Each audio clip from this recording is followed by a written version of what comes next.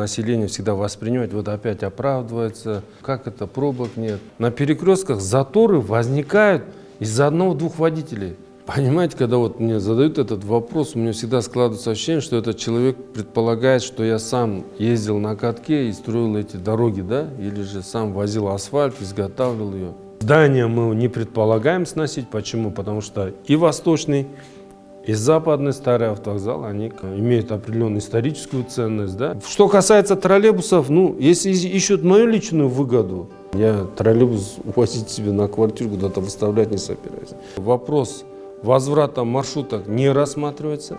Аварий, да, вот, с участием общественного транспорта, она растет. Будет проведен капитальный ремонт дороги северной объездной, да, и вместо двух вот этих полос мы планируем шестиполосную дорогу, первую роторную парковку. Если вы знаете, это роторная, когда машина вот, револьверная, она будет подниматься в этой парковке. Мы бы оставили эти кармашки. Вот честно, как на духу скажу, может быть, мы даже на моих странах оставили. Владельцы, да, владельцы магазинов, бутиков, с утра до вечера ставят там, понимаете? То есть смысл.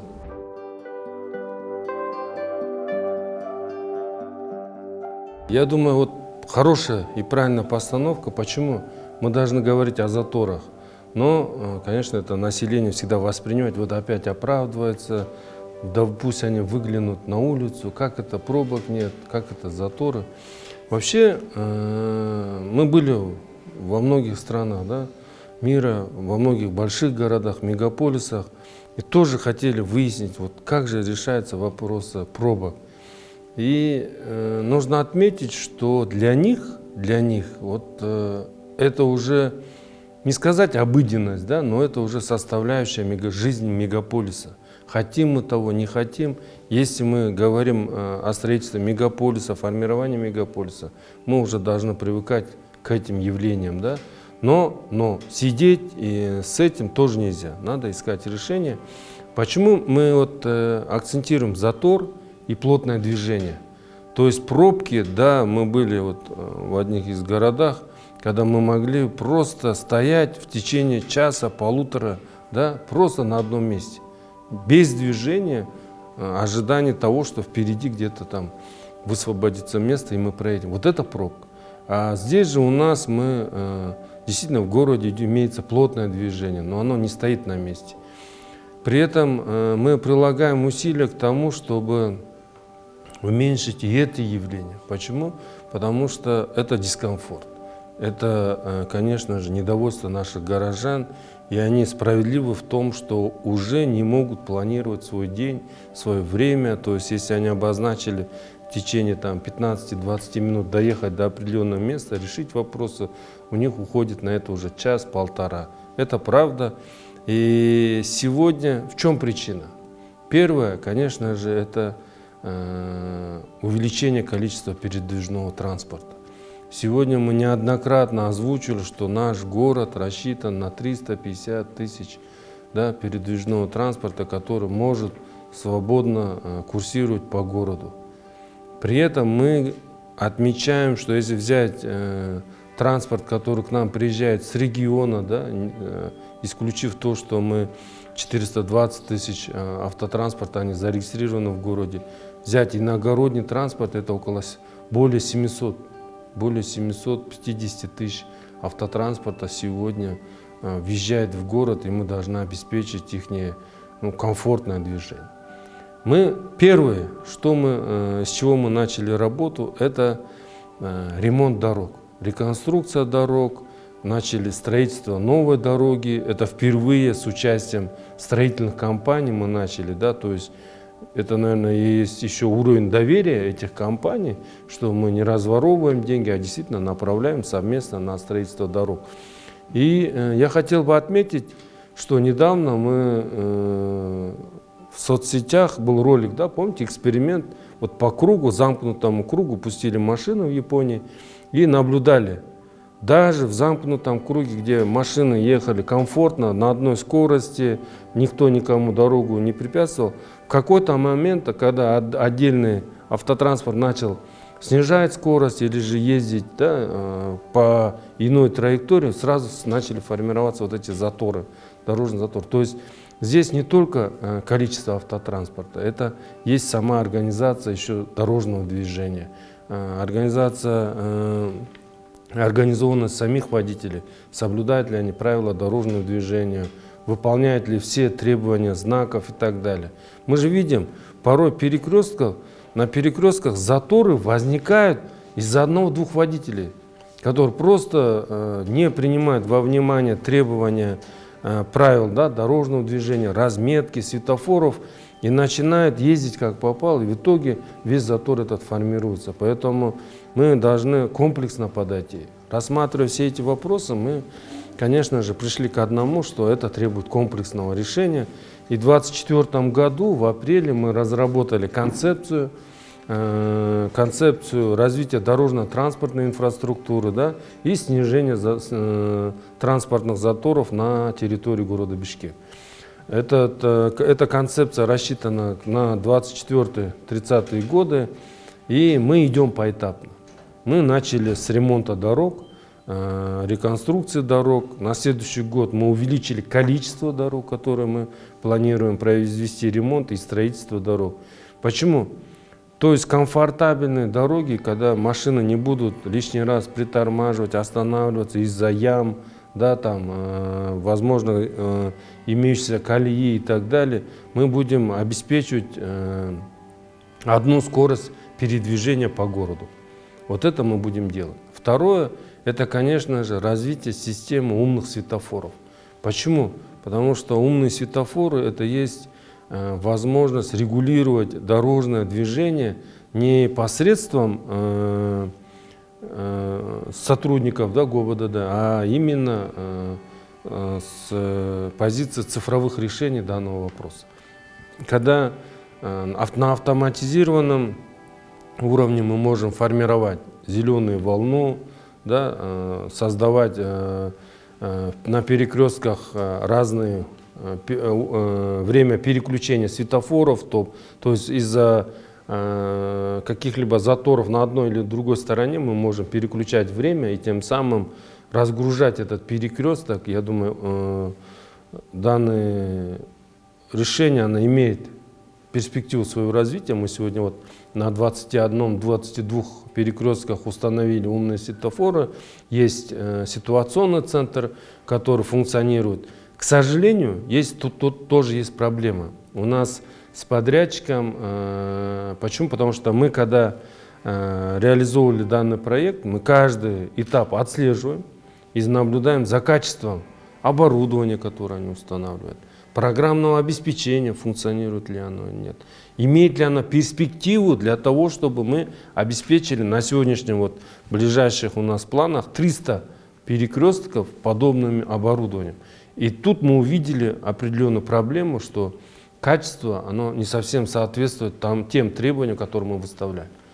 Сегодня город, мы категорической в форме и категоричны в том, чтобы нам просто привозили и ставили, что попало.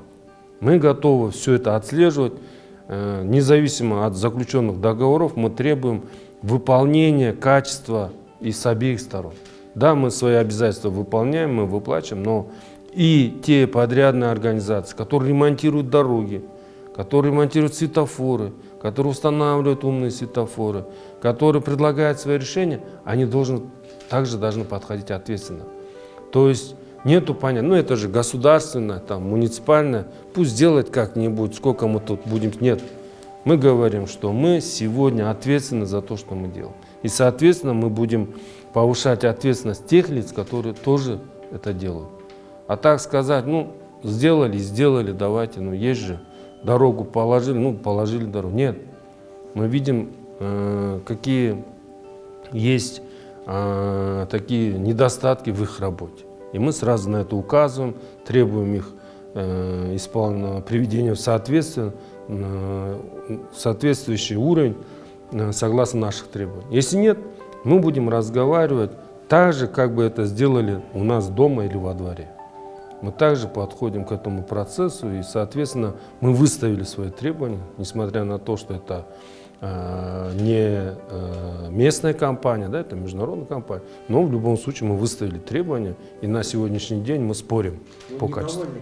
Да, мы недовольны качеством того, что они сделали. Да, возможно, где-то какие-то вещи мы недопонимаем, но в понятии качества реализации этих проектов, функциональности мы можем дать оценку. Почему? Потому что мы видим, насколько оно решает те проблемы, которые у нас есть. И поэтому вот в рамках затора можно говорить бесконечно. Я вам могу привести 1000 примеров, 1000 решений, которые мы пытаемся делать. Я был в Минске, и там они пошли по другому пути, например. Да? В Минске говорят, мы решили посредством большинства дорожных разметок. То есть они не стали заморачиваться на какие-то системы оборудования, хотя у них очень долгое время тоже существует система, вот как ситуационный центр отслеживает ситуацию на дорогах. Они сделали приоритет, это общественный транспорт. Первое место – это общественный транспорт. Вся система, дорожная система, она заточена на то, чтобы обеспечить приоритет общественного транспорта. И также дорожный знак, то есть поворот направо, например, разрешен беспрепятственно, поворот налево разрешен беспрепятственно. То есть вот такие решения, они предложили нам, мы сегодня, на сегодняшний день изучаем. Мы много вот диагональные пешеходные переходы, вафли, да, то есть нанесение на перекрестках. Мы многие эти решения испытываем. На сегодняшний день смотрим на их реализацию. В пилотном режиме мы несколько перекрестков оборудовали. И нужно сказать, если бы наши водители, они тоже были бы в этом плане как бы законопослушные, да, добропорядочные, что выполняли все эти требования, я думаю, мы могли бы много этих проблем и решить. То есть низкая дисциплина водителей тоже проблема? Да, это тоже проблема. Это тоже проблема. Почему? Потому что порой из-за одного водителя весь перекресток на очень продолжительное время может просто стоять в пробке. Да?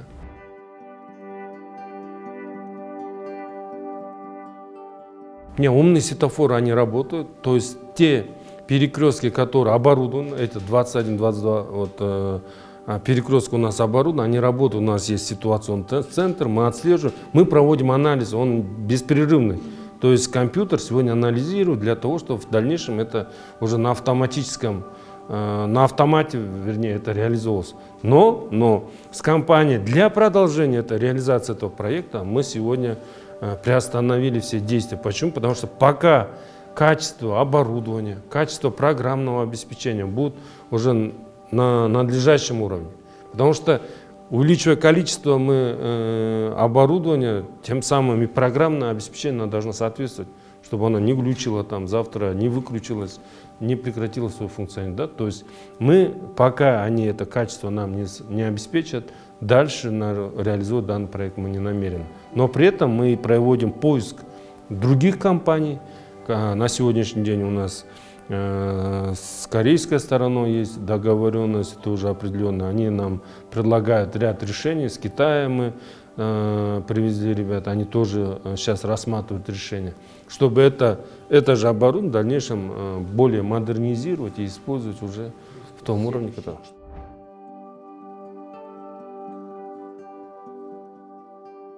Инфраструктурные проекты, они жизненно важны для города. Почему? Потому что последняя административно-территориальная реформа, мы увеличились в 3 раза. Да? Вот сегодня 41 тысяча гектаров территории составляет город Бишкек. Мы увеличились в 3 раза. Население, когда мы говорим о населении, оно чуть-чуть спорное. Почему? Потому что у нас статистические данные, там 1 134 000. 134 тысячи было, да, вот, в городе Бишкек, присоединяемой территории более 290 тысяч населения, но фактически, исходя из того, как работают наши муниципальные службы, мы можем сказать, что этого намного больше. Почему? Потому что объем мусора, объем перевозки населения даже, да, мы видим, что это количество намного больше. И наши расчеты, это вот самое, если взять минимум, это 1,5 миллиона населения. Но мы предполагаем, что ее даже больше, чем 1,5 миллиона. Почему? Потому что нагрузка на общеобразовательные организации, на детские сады, на общественный транспорт, на коммунальные услуги у нас намного больше. При этом, кто оплачивает эти услуги, она, конечно же, у нас мы в этом году смогли довести до 1 миллиона. Я думаю, эта работа будет продолжаться, и мы увеличим ее до фактического состояния. Абонентов, да? Да, абонентов, которые оплачивают мусор, свет. Вот. Почему? Потому что получается добропорядочный миллион, да, который платит за мусор, там, они в итоге повышение тарифа, то есть кто платит, мы на них еще и тарифы повышаем. Да? Так не должно быть. Мы должны обеспечить полноценное, чтобы абонентская база была полной, чтобы все платили, и тогда смотреть, действительно ли так. А не так, чтобы определенная такая добропорядочная часть горожан, которые все оплачивают, все выполняют требования, да, в итоге еще и вдвойне им увеличить нагрузки. Мы так не должны поступать, поэтому перерыв. И вот инфраструктура, она требует не только в тех территориях, которые были присоединены, но и в новых жилмассивах.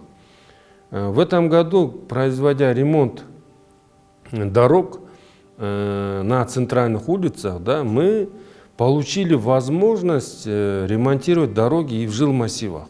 Как это произошло? То есть называется фреза, да, когда мы убирали фрезу, потому что мы работу начали летний период, она практически, она из себя эта консистенция представляла и этот асфальт. Мы в итоге ее уже начали чуть ли не охранять это все. То есть, если я не знаю, куда раньше ее девали, но в этот раз мы начали ее использовать полноценно как дорожное покрытие в жилмассивах. Мы привозили туда в рамках потребностей, и около 174 дорог, если я не ошибаюсь, мы сумели еще отремонтировать в жилмассивах. Понимаете? То есть помимо 6 основных дорог, мы еще отремонтировали более 170 дорог в жилмассивах благодаря верхнему покрытию, которое мы убирали со старых дорог. То есть мы в этом случае поступили более так рационально, по-хозяйски. Мы не выбрасывали, не загружали, еще где-то мусором заполняли, а мы это еще использовали во второй раз и тем самым решали вопросы дорог уже на большей территории. То есть это мы не ограничились тем, что это у нас всего лишь 21,7 километров дорог мы отремонтировали. Да? Мы говорим, там тоже мы эту работу проводим. И эти работы не будут остановлены. Я ранее уже говорил, мы будем только продолжать.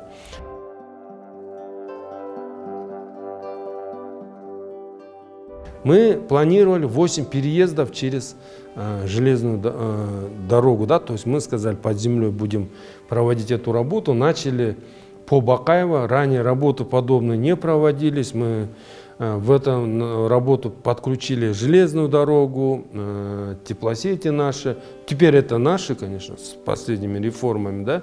И наши службы, они начали проводить работу, подрядчик, по проведению переезда на Бакаево.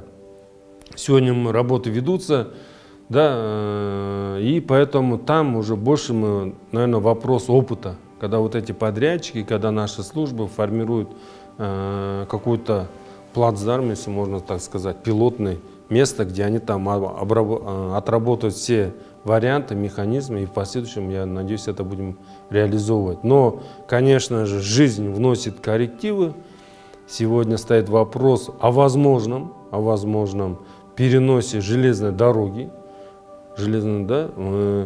Компания China Road, мы заключили меморандум в соответствии с решением Кабинета министров. Сегодня в рамках этого меморандума мы разрабатываем проект железной дороги. Было предложено 3 варианта. Это южная часть. Мы южную часть сразу закрыли, так как это у нас там горы, и, конечно, больше мы ориентированы там развивать такой туризм, сохранять природу и так далее. Второе было на северной части, одна отдаленная, другая же ближе к северной объездной дороге. И мы ухватились за проект, именно который проходит параллельно северной объездной дороге. Тогда мы могли бы сформировать один такой дорожный хаб. Если мы возьмем перспективу строительства нового западного автовокзала, новый западный автовокзал, Ожский рынок, да, То есть здесь, если там еще будет железнодорожный вокзал, и мы можем обеспечить вот этот небольшой хаб, когда все транспортные развязки, вот эти передвижения будут реализованы через этот именно дорожный хаб. При этом центральную часть дороги по предложению именно China Road, китайской стороны, да и наше видение было, оставляем как магистральную разгрузочную дорогу. Она будет магистральную разгрузочную дорогу, которая проходит посередине города. Посередине города, и тем самым она выезжает в близлежащие города именно Чуйской области. Это Кант и получается Сокулук, дальше Карабалта и так далее, там Токмок. То есть эту дорогу мы готовы вот, через центральную часть города пропустить. Перспектива реализации этого проекта, она имеется. China Road готова выделить финансовые средства. Сегодня оценка по оценкам составляет более 545 миллионов долларов, да, если я не ошибаюсь, вот 545 миллионов,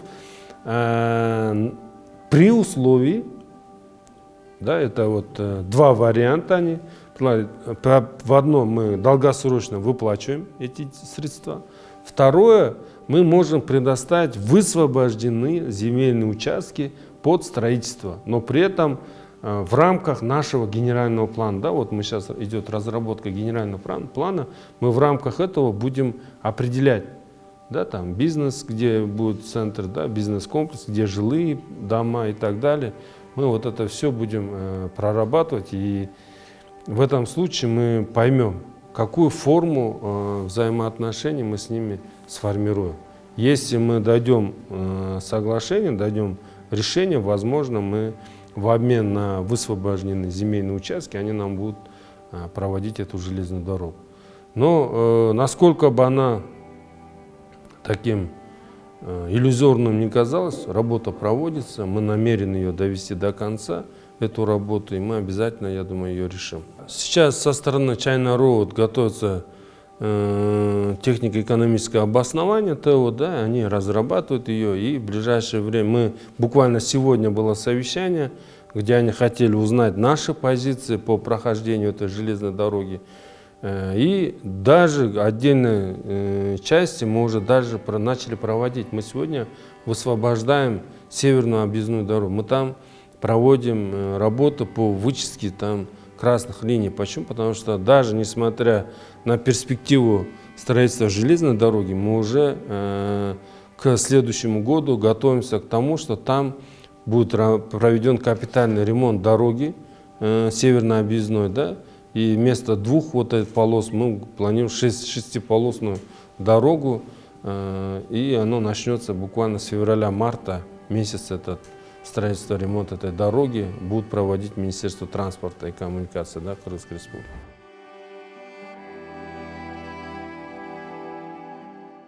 Эстакадная уже долгое время мы ее обсуждаем. И, почему это происходит? Потому что средства на строительство развязок эстакадных дорог, она в рамках фазы 3 и фазы 4 была предположительно, да, если так можно сказать, реализация была за счет средств китайской стороны, китайского гранта.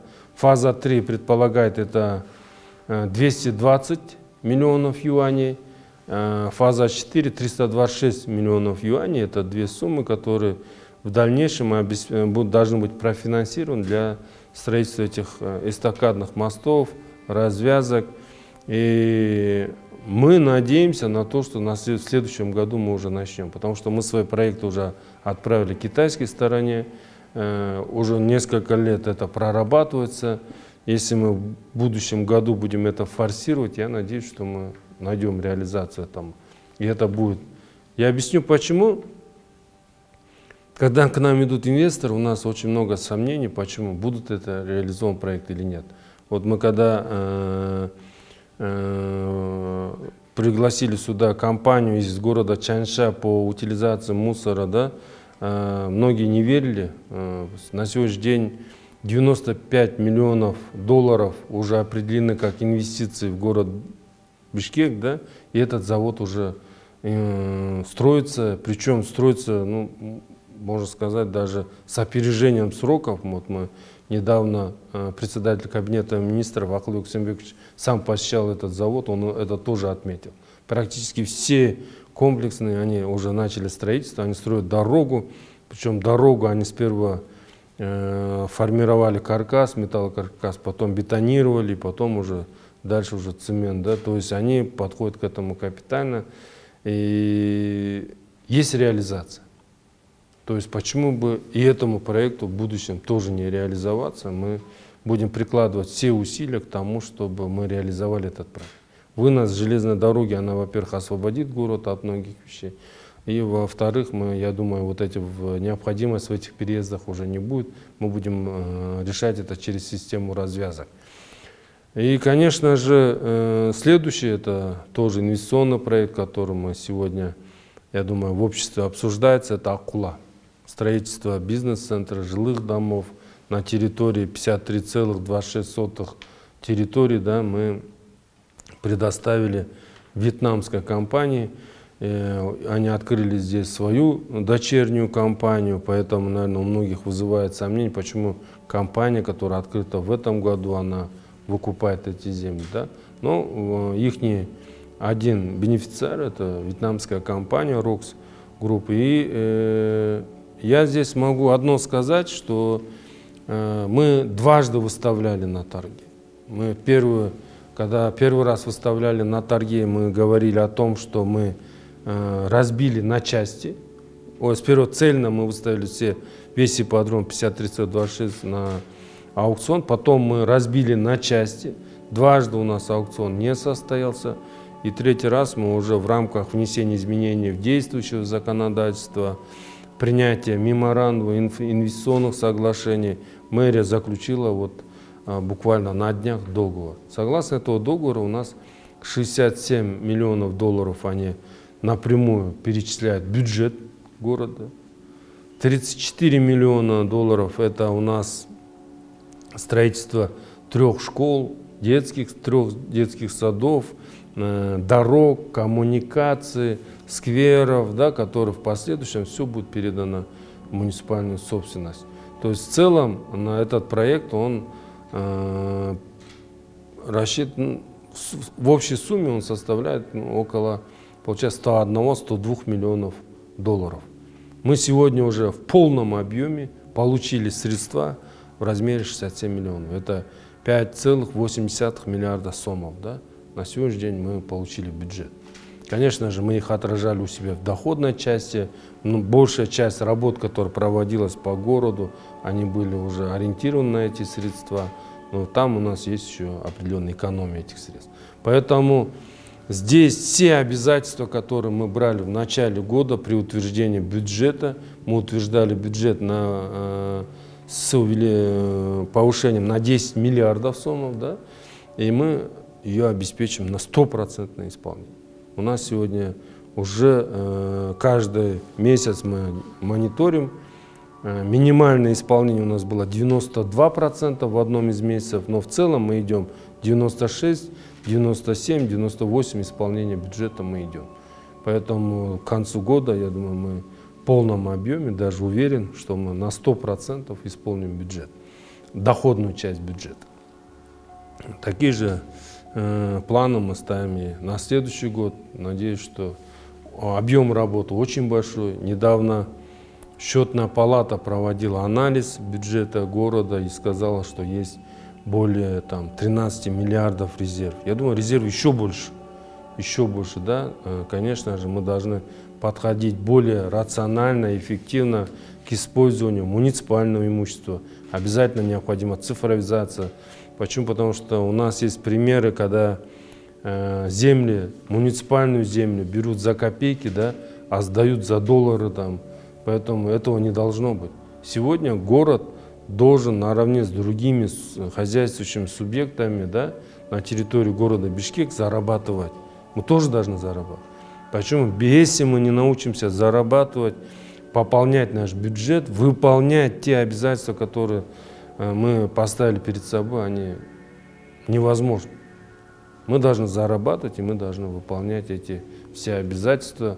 Мы готовы в этом направлении работать. И этот год показал вот такие вот примеры.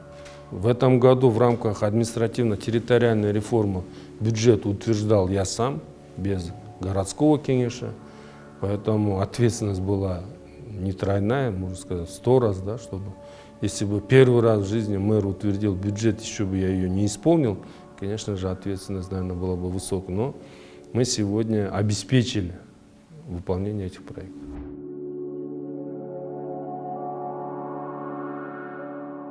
Ну, мы рассматриваем это на пересечении проспекта Жибек-Жолу, Фучика, на пересечении улиц Льва Толстого, Фучика, на пересечении улиц Льва Толстого и Молодой гвардии. Да? То есть эти проекты, они неоднократно обсуждались, и они уже отправлены китайской стороне для того, чтобы найти поддержку и начать их уже реализацию.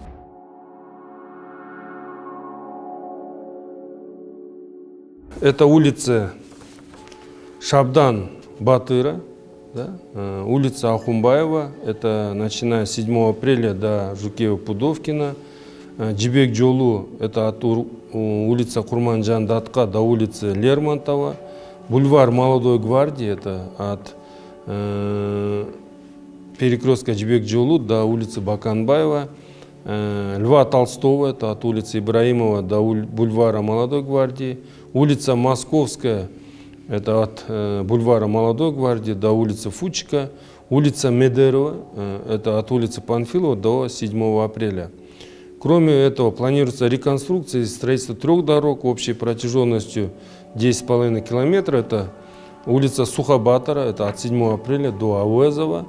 Улица Ауэзова от Сухобатора до улицы Анкара. И также 3-я, это улица Ахумбай, это от улицы Достоевского до улицы Ауэзова. То есть строительство не только дорог, здесь будет еще строительство, построены новые мосты. Мы в этом году планировали отремонтировать 3 моста. К сожалению, мы 3 раза проводили тендер, но не нашли подрядчика. В этом году мы уже перешли на прямые переговоры. Сегодня проводятся переговоры со строительными компаниями Турции и Китая. Если мы найдем с ними взаимопонимание, это будет взаимовыгодное решение, то я думаю, на следующий год мы эти мосты уже тоже начнем ремонт. Почему? Потому что... Да. Да. Так, это было у нас на проспекте Жибек-Жолу, это где вот старый восточный автовокзал, да, Аламедин, через реку Аламедин. Мост на улице Шукурова, это вот через Бычка. Мост на улице Ауэзова, это уже через каналы ТЭЦ. И вот эти 3 моста мы сегодня проводим переговоры. Если мы найдем с одной из компаний уже какое-то решение, мы продолжим этот ремонт.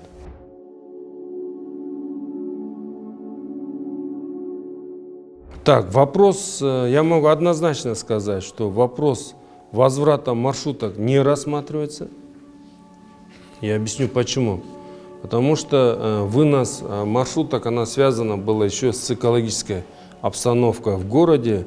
Маршрутки, они были на дизельном топливе, да, поэтому мы отказались от маршруток и вывели их за пределы города. При этом, при поддержке президента, уважаемого Садыр Нургожевича, город Бишкек было приобретено более 1000 автобусов на сегодняшний день. Почему я говорю более? Потому что у нас помимо них приехали еще 17 автобусов Исузу, это вот в рамках германского проекта, да, и еще 68 автобусов предполагается в ближайшее время, они прибудут в город Бишкек. Поэтому сегодня мы рассматриваем решение вопросов в рамках именно этих транспортных единиц. Мы будем проводить работу над тем, чтобы еще более увеличить общественный транспорт. Мы не будем возвращать микроавтобусы, да, которые на дизельном топливе. Мы будем, наоборот, увеличивать количество транспорта именно экологически чистым. Это на газе и на электричестве. мы будем эту работу проводить, но возвращать микроавтобусы мы не будем. Сегодня проводятся переговоры с, как у нас в народе уже так популярно стало, узбечки, да, автобусы вот эти маленькие, малогабаритные автобусы, но они, надо сказать, на газе. Возможно, в ближайшее время мы найдем решение, когда они будут уже переданы в муниципалитет. Муниципалитет для того, чтобы мы правильно организовали маршруты. На данный момент мы проводим активную работу над маршрутами общественного транспорта. Почему? Я объясню. Вы даже сами замечаете, что порой отдельные у нас остановки в центре, да, они перегружены автобусом. Почему? Потому что очень много дублирующих друг друга маршрутов. То есть ряд остановок подряд может один и тот же общественный транспорт прям закрывать. Чтобы этого не происходило, мы сейчас сокращаем продолжительность маршрутов, да, то есть мы им сокращаем продолжительность и добиваемся того, чтобы они друг друга не дублировали, а ездили чаще. При этом это может, мы понимаем, что это может быть нагрузкой на наших горожан, то есть оплата, да, то есть если они могли раньше сесть и в течение часа доехать от точки А до точки Б, то в этом случае они могут несколько пересадок произойти. И мы говорим, если в течение, например, часа они сделали 3 пересадки, то будет действовать одна оплата. Вот когда эти все системы мы сформируем, только потом будем менять маршруты, чтобы это опять... Чисто технически. Да, технически, да. Вот если мы техническое, да, решение найдем, то мы сразу же начнем внедрять эти маршруты. То есть эти маршруты не должны лечь нагрузкой опять на наших горожан. Когда они начнут вместо уже 17 сомов от точки Б до точки Б, они будут платить уже, например, если 3 раза, 2 раза, то уже 34 сома, да, потом 51 сом. Чтобы этого не происходило, они должны также доезжать от точки А до точки Б, но уже за 17 сомов. Мы это будем стараться делать. Да. Когда это будет реализовано? Мы уже со следующего года, я думаю, прям в начале уже следующего года мы начнем реализовывать эти проекты.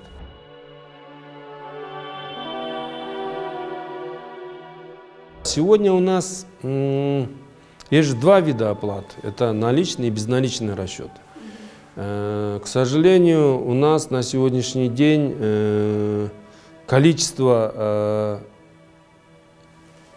аварий, да, с участием общественного транспорта, она растет.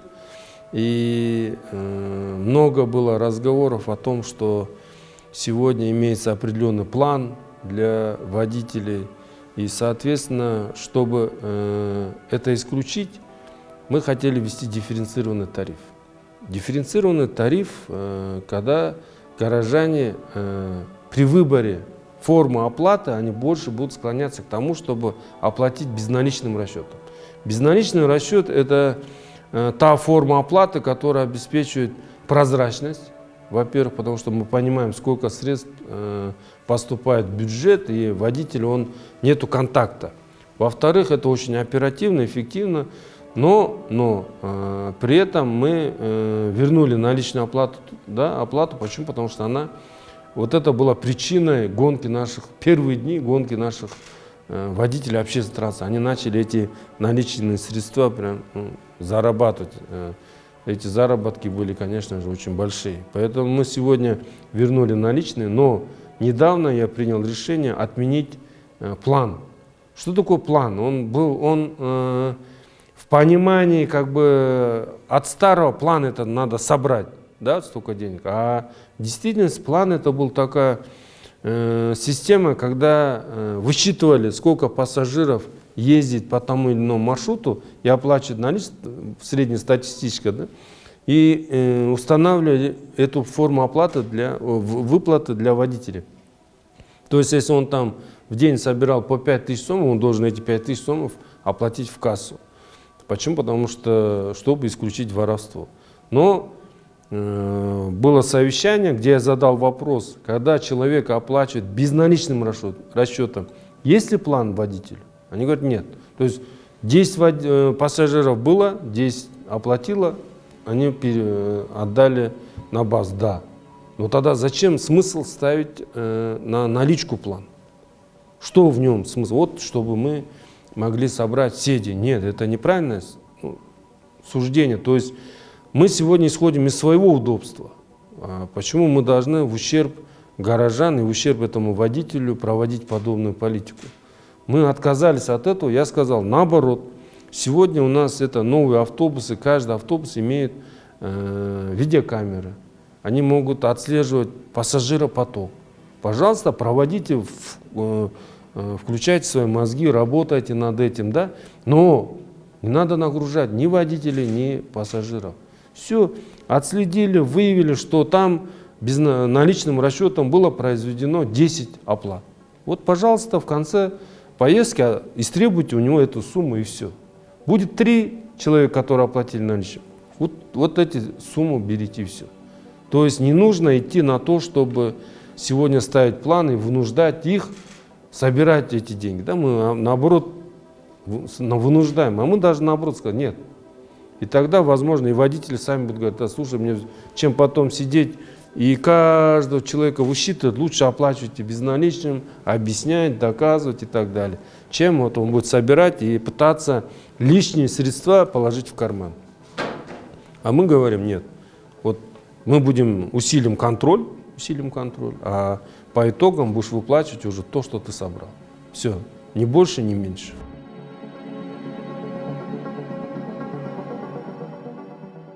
Лично у нас на сегодняшний день, я могу вот с уверенностью сказать, с первых дней работы мы работали над безналичным расчетом. У нас еженедельно эта цифра росла, потому что мы повысили ответственность. Да?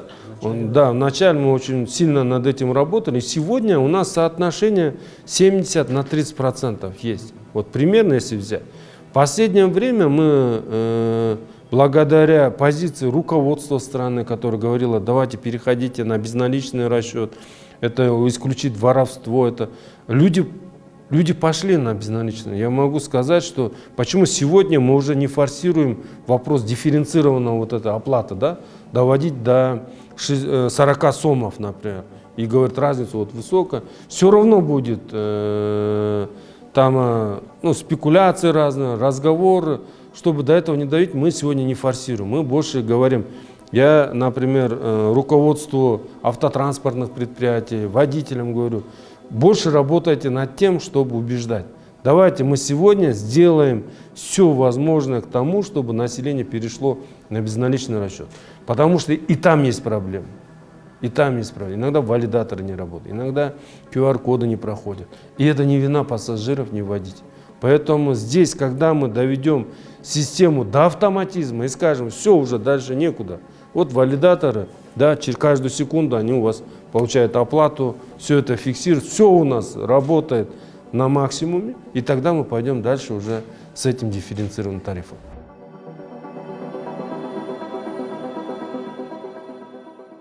Самоокупаемость, если мы даже не обеспечим, мы можем обеспечить полноценное содержание этих автобусов. Понимаете, да? То есть ремонт, да, чтобы у нас эти 1000 автобусов, через 3 года мы их не потеряли, да? Мы сегодня, конечно же, вот этот имеющийся тариф, она позволяет проводить надлежащий ремонт и уход за этим общественным транспортом. Поэтому мы намерены вот этот тариф исходить не из того, чтобы, да, зарабатывать, а больше, чтобы на надлежащем уровне содержать эти автобусы.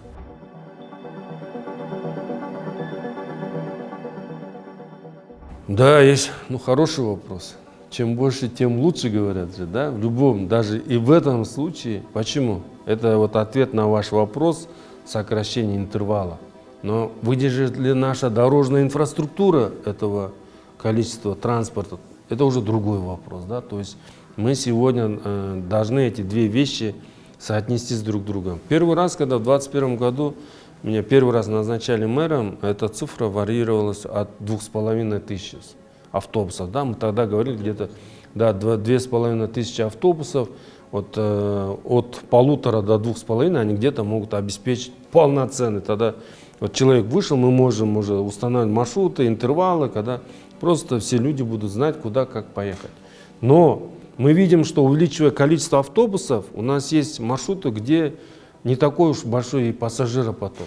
То есть эти маршруты, они могут быть тянуть назад, да, надо же за этими автобусами следить. Поэтому, я думаю, в настоящее время это 1500–2000 автобусов, которые полноценно могут обеспечить всю потребность города на сегодняшний день. Если мы грамотно, правильно сформируем маршруты, грамотно, правильно обеспечим функционирование этого общественного транспорта, да, я думаю, это будет решение.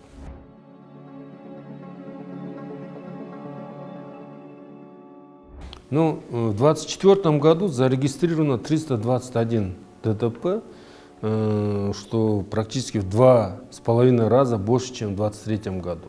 Но при этом мы не должны забывать, что передвижной транспорт у нас увеличился в 3 раза. Если в 2023 году 200 автобусов выходили в рейс, да, то уже в 2024 году мы уже 1050 передвижного транспорта ежедневно находится на линии. И если мы будем исходить из этого, то это получается мизер. Но, честно скажу, у нас каждая авария общественного транспорта, когда мы читаем, у нас сердце кровью обливается, да, потому что мы знаем цену этим автобусам, мы знаем, насколько они необходимы сегодня.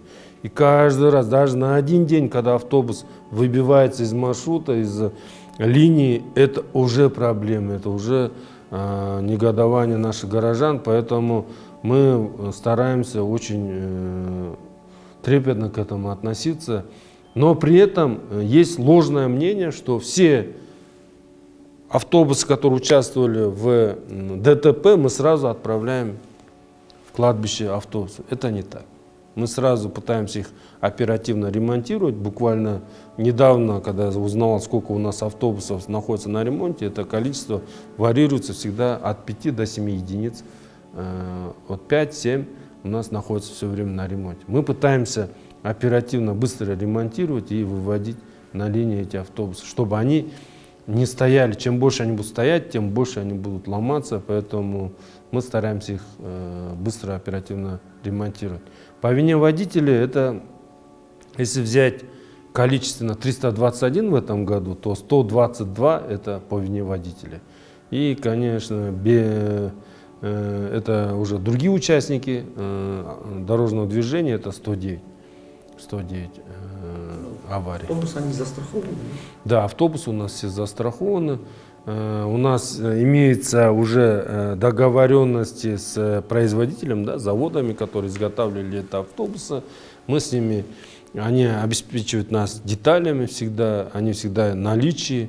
Поэтому, когда происходит авария какая-то, если это по вине водителя, то водитель оплачивает непосредственно. А если это без вины водителя, то это уже другой участник этого дорожного движения, он уже оплачивает эти расходы. На сегодняшний день практически долгов по расходам у нас нет. Мы все автобусы стараемся ремонтировать оперативно.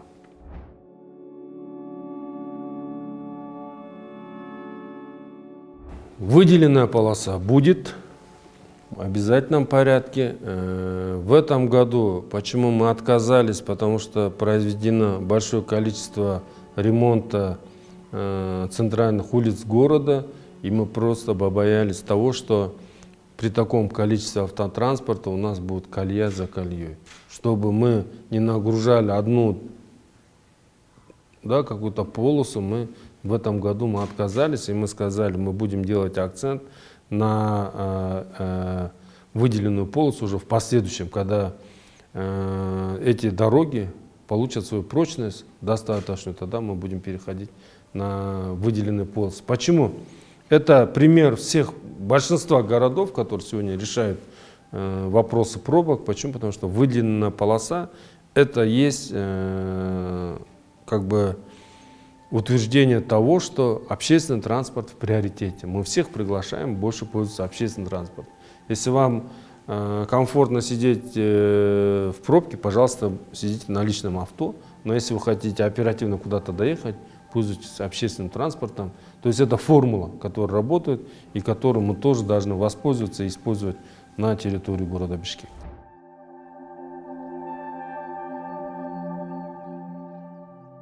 Понимаете, когда вот мне задают этот вопрос, у меня всегда складывается ощущение, что этот человек предполагает, что я сам ездил на катке и строил эти дороги, да, или же сам возил асфальт, изготавливал ее. Ну, конечно, это не так. Но при этом мы изначально, как должностные лица, которые отвечают за это, мы создали условия для обеспечения качества. Первое, мы сказали, 3 года гарантии. В течение 3 лет, если с дорогой что-то произойдет, эта подрядная организация за счет своих средств будет выполнять ремонт. Второе, когда мы искали эти подрядные организации, мы отказались от однодневной компании. То есть это компании, которые вчера появились, сегодня сделали, завтра пропали, и мы ни с кого не спросим.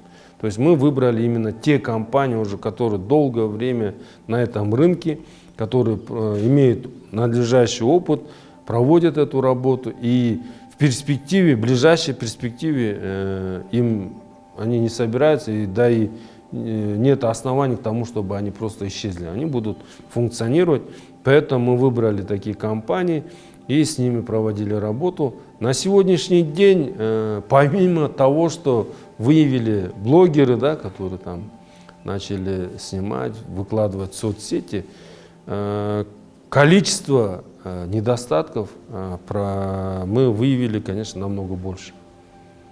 Потому что мы ежедневно проводим проверку дорожного полотна, и каждая выявленная проблема, она прошла соответствующий ремонт, восстановление и приведение в надлежащий вид. При этом, вот недавно вы сами видели и были свидетелем того, что у нас, к сожалению, большому сожалению, это, наверное, на наш период все пришло, все настолько устарело, то там прорвет, то здесь прорвет. Даже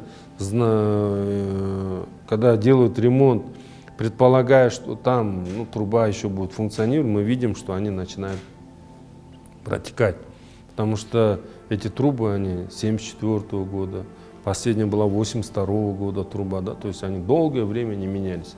Но при этом мы везде проложили кольца, чтобы оперативно даже устанавливать эти коммуникации в случае аварии. Но бывают такие случаи, когда это произошло, Жибек Жолу Толук Молдо. Помните, да, в такой ролик выдали, что вот там ехал молодой человек, и он снимает и говорит, вот не успели сделать дорогу Жибек Жолу, уже ремонтируют, прокладывают трубу, да. То есть я бы таким людям посоветовал другое, что если это их беспокоит, остановиться, подойти, спросить, в чем причина и почему это, и уже более такую достоверную информацию давать. Хотя это не их обязанность, хотя они могут говорить что угодно. Но в любом случае, там у нас произошло элементарно такие вещи, когда в процессе работы вот этот каток или другая техника, она произвела смещение вот этих конструкций, и в итоге там уже со временем произошла авария. Так как это было в процессе проведения работ, мы это выставили подрядчику, подрядчик дал возможность нашим службам отремонтировать, но полотно восстанавливал уже за свой счет. То есть здесь мы эти работы проводим.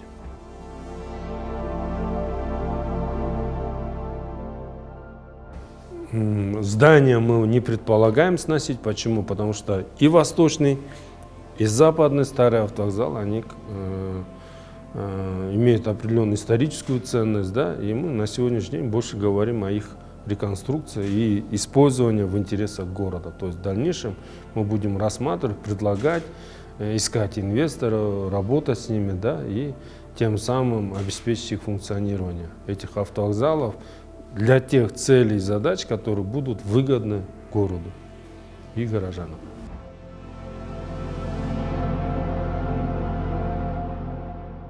Мы уже начали работу. Буквально вчера я посещал Ортосайский рынок.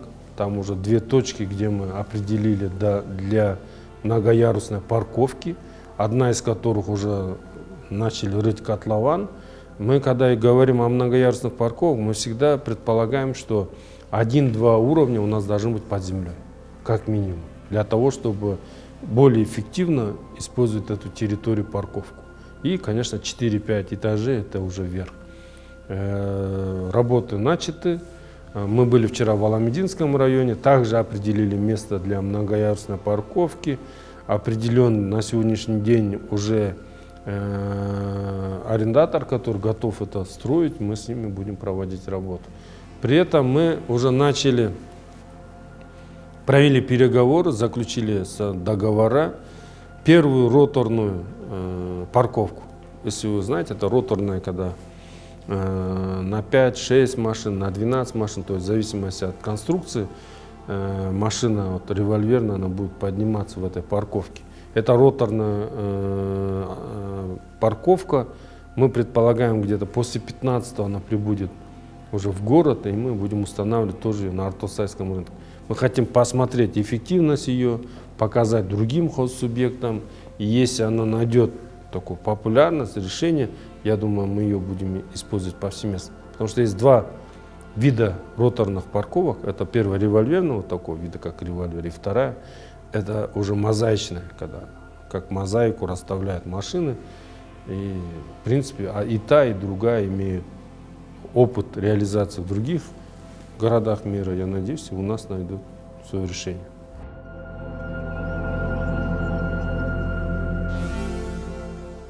Сегодня работает рабочая группа, мы уже утвердили. Буквально в настоящее время они уже объезжают город, мы пока выявляем эти торговые точки. Но вот последняя, которая была в соцсетях, информация, мы выставили свою позицию, что эти места они должны быть возвращены парковкам. То есть те торговые точки на месте этих парковок, которые были установлены, они должны быть разрушены, да? То есть приведено все в соответствие с теми требованиями, которые ранее это строилось той или иной бизнес-центр. Поэтому мы сегодня намерены вернуть это все парковочные места.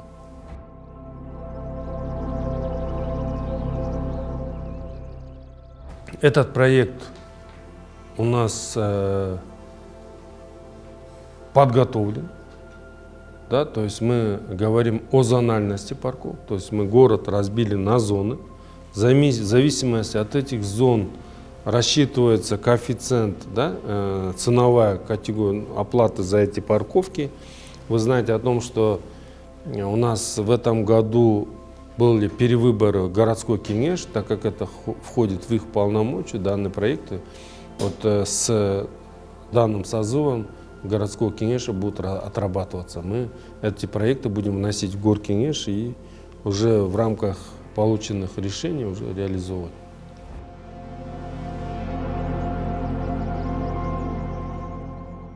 Два этих проекта, был еще третий проект, они шли одним комплексом.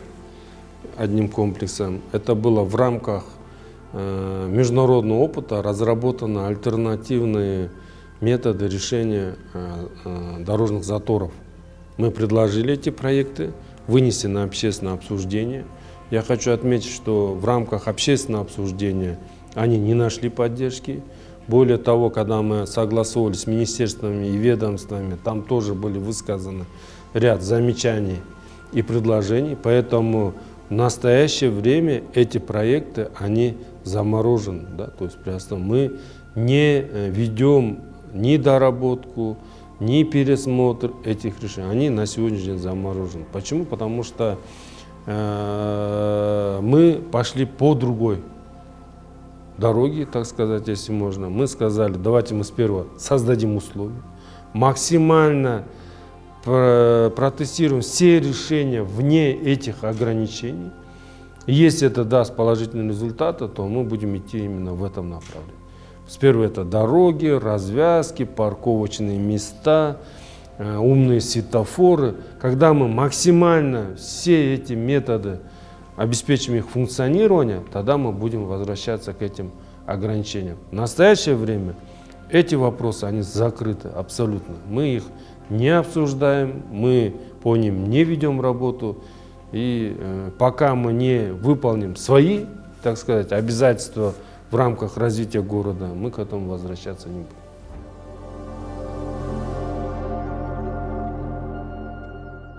По Ататюрку у нас идут судебные процессы. Мы приняли решение, мы отказываться от данного решения не намерены, но при этом идти бездумно рушить там здания, дома, сооружения мы не собираемся. Мы изначально, когда принимали это решение, говорили, все должно решаться в рамках действующего законодательства. Потому что это проблема, которая шла годами. Надо было ставить точку. Почему? Я объясню. Если бы мы не определили границы территории Ататюрка, то дальнейший процесс узаконения даже там, этих объектов, он практически невозможен. Почему? Потому что все эти выделенные земли, они нигде не формализованы. То есть даже непонятно, как эти решения принимались, если не вносились изменения. Тогда мы должны были по логике сперва менять границы, да, Ататюрка, а потом выделять эти земли. А на сегодняшний день он в каких границах был, так и оставался, поэтому я вынужден был, и я был уверен в этом, когда принимал решение, что мы должны сохранять эту парковую зону. Мы сегодня подано со стороны управления контроля землепользованием 46 исковых заявлений, со стороны управления муниципальным имуществом 38 исковых заявлений. Да, у нас есть факты, когда с отсылкой на то, что с обоснованием, что это было уже давно, прекращается рассмотрение исковых заявлений, это в количестве 22. Но мы не намерены останавливаться. Мы сегодня готовы пройти все судебные инстанции, доказывать о том, что эта земля находится в парковой зоне. Когда мы первые дни говорили, да, это не так, да, мы подняли все объявления. Просто возьмите, зайдите в Google, да, вот, наберите парк Ататюрк, и вы увидите, что все покупали и продавали, и цены формировались только благодаря тому, что это находится в парке, в парковой зоне. Они говорили, это экологически чистое место, это парковая зона, вот мы продаем дом, покупаем дом и так далее. Все вот эти процессы, они происходили осознанно. Они знали, понимали и хотели дома в этом парке. Они сегодня вот результат всей этой деятельности. Против мэрии, решение мэрии было 16 исковых заявлений. Они на сегодняшний день находятся на рассмотрении. Насколько мне известно, там одно было удовлетворено, но мы тоже сейчас опротестуем. Я еще раз повторю, мы пройдем все инстанции, а одно оставлено без рассмотрения.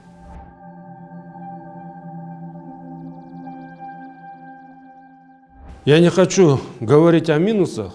Почему? Потому что решение принято, мы расширили город. Город должен расширяться, развиваться. Я недавно был в городе Чэнду в Китае. И когда я своему коллеге начал рассказывать, что город Бишкек увеличился в 3 раза, он так удивился на меня, смотрит, говорит, а как, почему вот как бы вы на этом? Я говорю, ну вот была административно-территориальная реформа, в рамках потом принят закон. А он говорит, да мы каждый год разве это увеличиваемся. Я говорю, как вы каждый год? Вот он говорит, ну каждый год.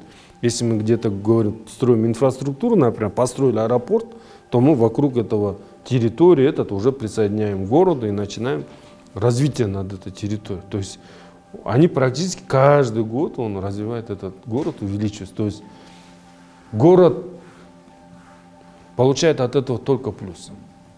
Да, будут переходные моменты. Почему? И вот мы говорили же, бюджет 32,5 миллиарда сомов. Бюджет присоединенных территорий составляет 868 миллионов сом. Понимаете, да? 32,5 миллиарда. Поэтому спрашиваю. Да, 868, да? То есть мы, город сегодня еще плюс 30 миллионов, да, по 30 миллионов каждая территория. Более того, мы еще ремонт дорог, строительство школ, детских садов, мы уже на следующий год планируем туда, да, то есть здесь, конечно же, очень много это требует ресурсов, но мы получили очень большую перспективу развития города. Мы получили новые территории, земли, где мы могли бы разворачивать новые микрорайоны. Город должен развиваться. Мы не должны ее держать вот в этих клещах, которые были сформированы там, в 96 году, правильно же? Город должен развиваться, сегодня требования времени, но есть еще другая формула, есть пределы развития города, то есть город нельзя вот все время ее расширять и расширять, но пока, в настоящее время, я думаю, это актуально, и мы получаем плюсы в плане того, что очень большие перспективы развития. Мы заключили договор с компанией Ник МСК, да, это топовая компания, которая занимается урбанизацией, разработкой генерального плана. И они тоже говорят, что город получил возможность развития. Мы сегодня все сконцентрировали в центре города, а надо наоборот их разбрасывать, да, то есть мы не должны уменьшать нагрузку на центр. И это тоже, кстати, есть решение пробок тоже. Почему? Потому что все хорошие школы, все хорошие социальные услуги, по мнению нашего горожан, они все в центре, да, и поэтому все нарушают вот микроучасток по школе, они все везут дети из окраин именно в центр. Хотя, я думаю, это не так. Мы все должны больше стараться детей отправлять по микроучасткам. И на сегодняшний день город в ближайшее время, я думаю, получит только плюс и импульс развития. Почему? Потому что на новых территориях мы будем реализовывать политику и программу города. Я думаю, количество абонентов, количество ресурсов будет тоже увеличено на порядок.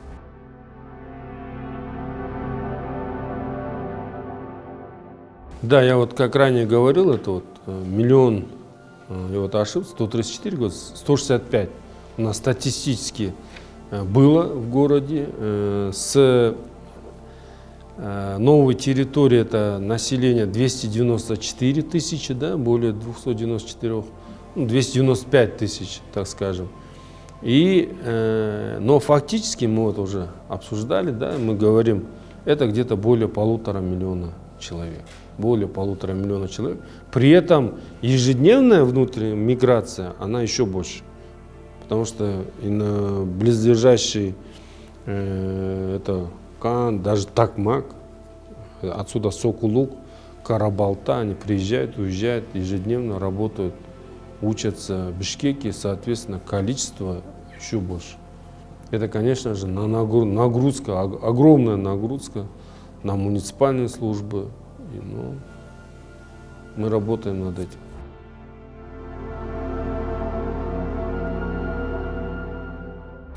Переполненность мы можем решать только благодаря строительству новых школ, детских садов. За 9 месяцев 2024 года мы сдали 3 дополнительных корпуса в общеобразовательной организации, 7 дошкольных образовательных организаций. Недавно буквально 3 детских сада мы открыли в один день. Но при этом я хочу сказать, что мы используем вот новый метод использования вот так спальных мест. Когда, вы знаете, вот кровати мы здесь сделали такие сборные, то есть 1, 2, 3 кровати мы можем собирать и комнату высвобождать для уже таких занятий. То есть если в течение дня эту комнату используют как и спальную комнату, так же как и комнату для занятий. Буквально недавно Восток-5, благодаря усилиям Комитета, да, национальной безопасности, а также при личном участии Хамчуя Кадышевича, городу был возвращен детский сад. Детский сад, который использовался в качестве вот сауны, да, и даже если смотреть уже такие истории, то она уже еще большим историями обросло. Мы вернули и восстановили. Буквально это было очень оперативно принятое решение. Соответственно, мы тоже хотели показать, что сегодня этот процесс у населения получил правильный такой оттенок, что мы возвращаем государству, используем, приводим ее вот такой историческую справедливость, если можно так сказать, восстанавливаем. Был детский сад, мы ее восстановили как детский сад. Мы сделали детский сад Баластан, и по мощности оно колеблилось от 280 до 300 там детей. Но благодаря тому, что мы использовали вот этот метод, мы смогли мощность довести до 660, до 700 детей. Сегодня более 600 детей там у нас воспитываются, и этот детский сад функционирует. То есть вот такие даже решения, когда нам возвращают детские сады, мы готовы оперативно ее восстанавливать и обеспечивать их целевое функционирование. Это большой объем работы. У нас есть еще один проект, но так как он сейчас на стадии обсуждения и ратификации, я думаю, после принятия этого решения мы можем еще дополнительно озвучить, потому что в будущем году предполагаемое количество строительства школ у нас, возможно, будет доведено где-то до 20 школ. Да? Но это сейчас в рамках проекта рассматривается.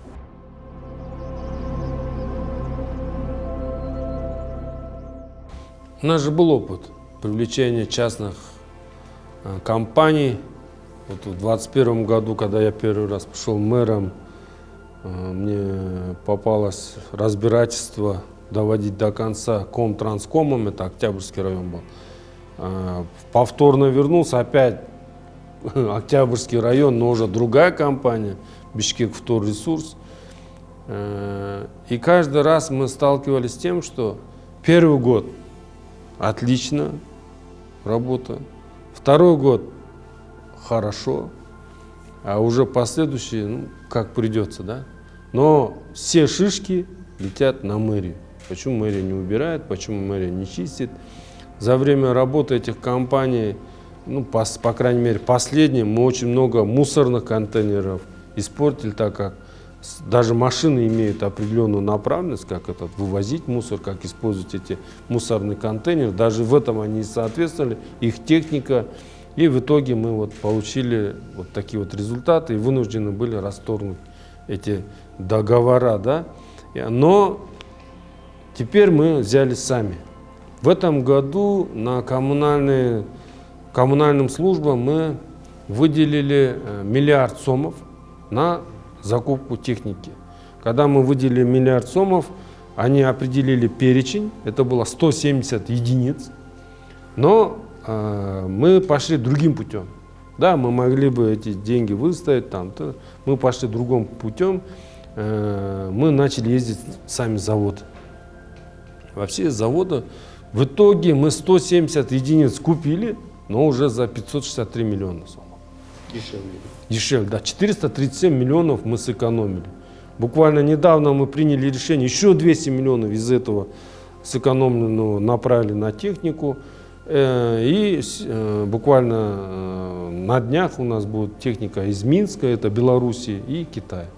И там у нас есть мусоровозы, снегоуборочная техника, пылесосы современные мы купили, которые прям моют и сразу там очищают это. То есть мы говорим о том, что все коммунальные услуги, большая часть, они будут механизированы и автоматизированы системой. То есть мы будем это делать. И как только прибудут, это уже последняя партия у нас предполагается 28 декабря, но основная масса это уже 15 декабря. Как прибудет техника, я думаю, вопросы с мусором мы будем решать. И, конечно же, пользуясь случаем. Насколько бы это, ну, я не знаю, ну, всегда же хочется, чтобы все делалось без нашего участия, нам только комфорт оставался, да? А когда начинаем кого-то просить, они говорят, ну, понапридумали себе там правила. Это вынос мусора. Вынос мусора с 17 часов до 24:00, чтобы после уже работали наши службы. Мы сегодня говорим это в рамках рекомендаций. Почему? Потому что мы сами до конца тоже не можем обеспечить вывоз мусора вот это ночное время суток. Но мы к этому придем. Вот мы технику закупили, все, будем полноценно. Когда это будет происходить, днем мы, я надеюсь, не будем видеть мусор в нашем мусорном баке. А ночью это уже наше обязательство вывозить весь этот мусор на мусорный полигон. К этому времени, вот со следующего года, буквально ноябрь-декабрь месяц, это гарантированный срок запуска нашего мусора, утилизирующего завода. Да? И, соответственно, я думаю, если эта вся система сработает у нас, мы исключим эти проблемы, мы решим эту проблему.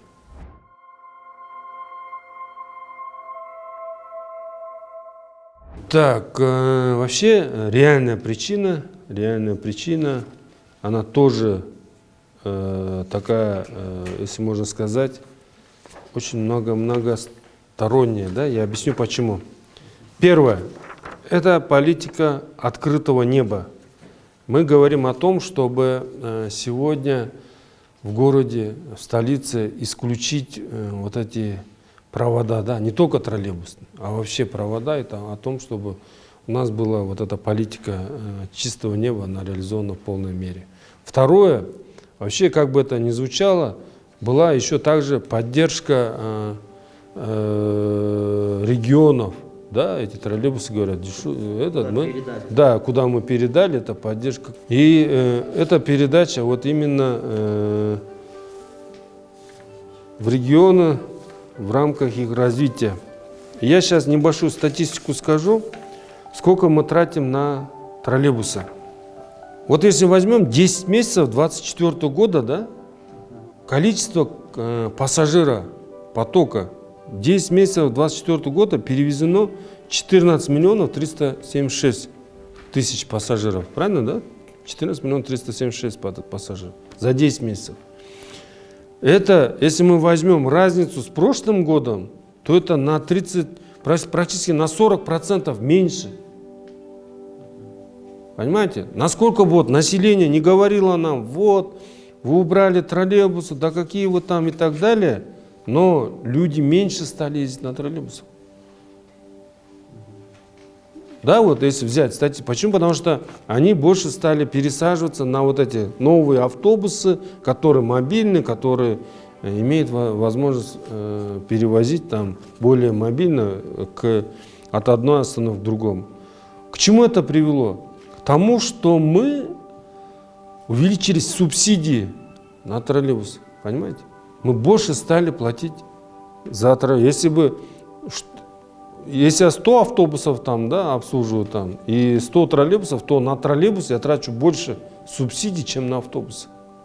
Понимаете, при том, что все вот, кто вот проводил Курултай с участием 10 человек, да, они говорят, вот они там чуть ли не без воздухом ездят. Нет, они наоборот, субсидии мы туда тратили больше. При этом за все время функционирования троллейбусов, да, вот, которые нам дали кредиты, там, если я не ошибаюсь, 70,5 миллионов евро, из них 5,5 это кредит, 2 миллиона это было грант. Вот все это выплачивал местный бюджет. Не за эти доходы троллейбуса мы оплачивали, мы выплачивали именно из местного бюджета. На сегодняшний день осталось порядка 70 миллионов, это на следующий год, если я не ошибаюсь, 70 миллионов, которые также мы выплачиваем. Но при этом еще мы оплачиваем расходы на это троллейбусы. Конечно, мы могли бы модернизировать, да, вот говорят, да можно же модернизировать и так далее. Но троллейбус, он сам по себе, это как пик там вот эпохи троллейбусов, когда они вот были тогда модные, новые, это 60-е, 70-е годы.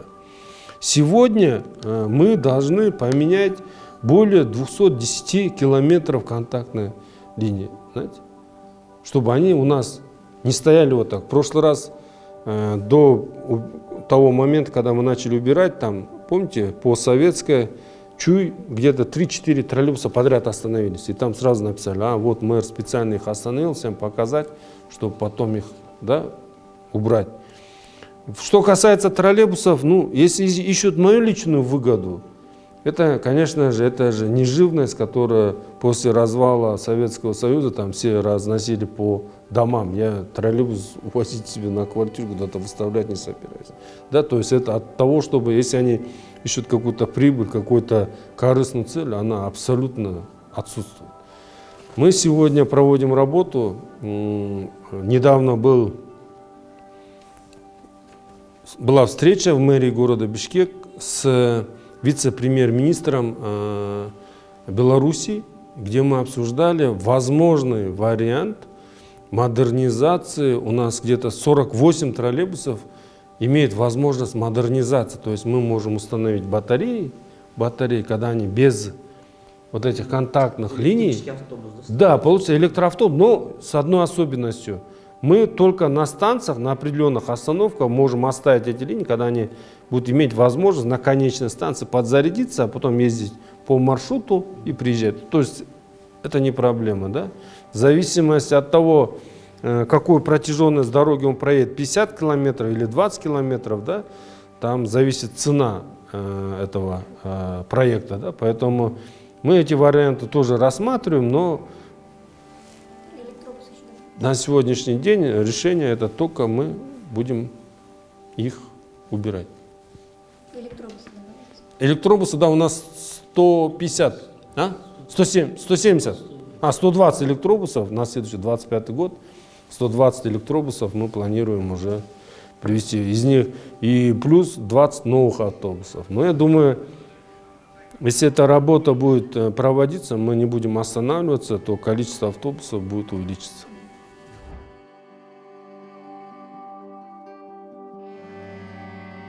Много критики, опять недовольства в соцсетях.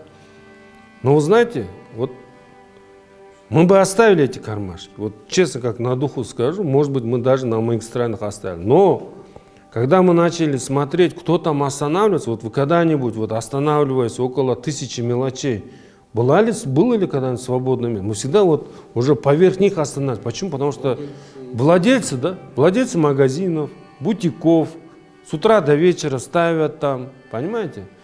То есть смысл. И мы на сегодняшний день закрываем. Я недавно, вот буквально ехал, читал аналитическую там такую материал, где говорилось, вот они закрыли, да, они заставили владельцев ездить на маршрутках, но большая часть пассажиров уже негде встать, негде остановиться.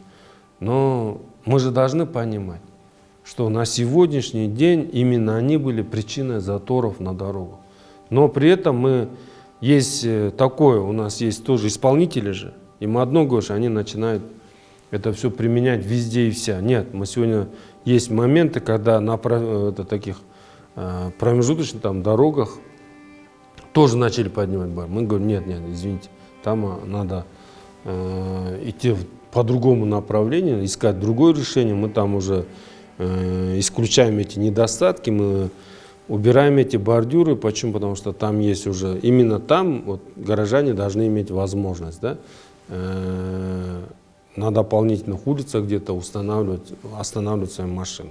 Но это не бесконечно. Еще раз повторю, конечно, мы должны больше усилий сделать именно на многоярусной парковке, на то, чтобы строительство новых жилых домов, бизнес-центров, она всегда должна быть сопряжена с строительством подземных, надземных парковочных мест.